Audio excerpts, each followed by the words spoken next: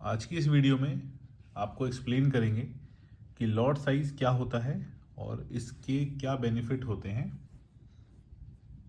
और क्या इसके लॉसेस आप फेस कर सकते हैं फ्यूचर में। तो लॉट साइज का मतलब होता है, हम जैसे इस पर क्लिक करेंगे, न्यू ऑर्डर पे क्लिक करेंगे, जहां आप ये देख रहे होगे -5, -0.1, -0.0101, +01, इसका मतलब होता है ये लॉट साइज है। लॉट साइज का मतलब ये है मार्केट जैसे 51.40 पे इस समय ट्रेड कर रही है, यहाँ से 51.40 से 51.41 यानी 1 पॉइंट ऊपर बढ़ेगी।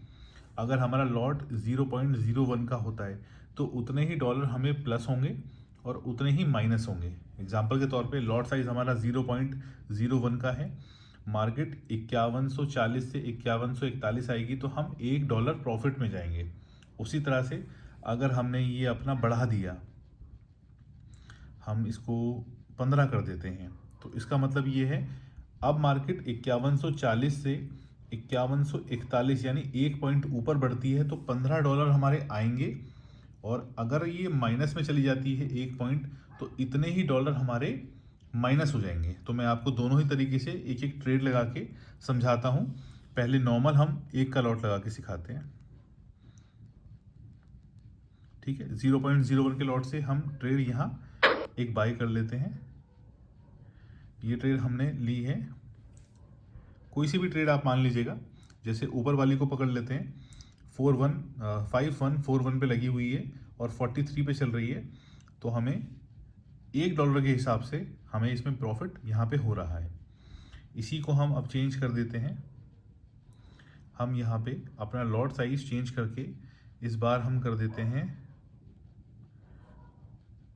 40, ठीक है। तो अब 40 आएंगे या 40 जाएंगे,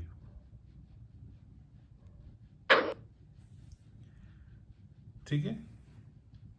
यहाँ आप देखोगे ये ट्रेड लग गई है हमारे 0.40 के लॉट से।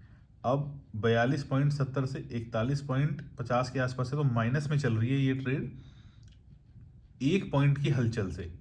तो इसमें हर पॉइंट पे या तो आएंगे या तो जाएंगे 40 के हिसाब से। इसमें एक के हिसाब से आएंगे या एक के हिसाब से जाएंगे।